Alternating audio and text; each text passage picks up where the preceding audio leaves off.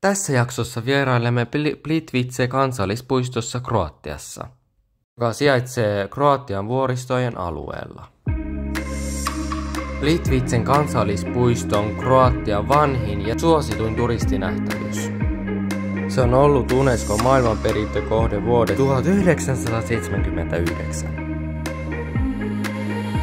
Plitvicen kansallispuisto tunnetaan maailmanlaajuisesti laskevista järvistään ja vesiputouksistaan, joka houkuttelee vuodessa miljoonia kävijöitä.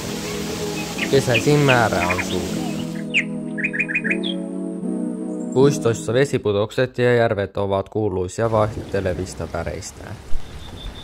Puiston nykyinen järviekosysteemi on syntynyt graventiinipatojen ansiosta tuhansien vuosien aikana. Puistojen kallioperä muodostuu liidusta ja kalkista.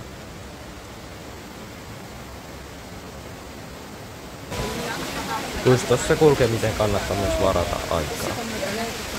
Myös kauniiden vesiputouksien katseluun.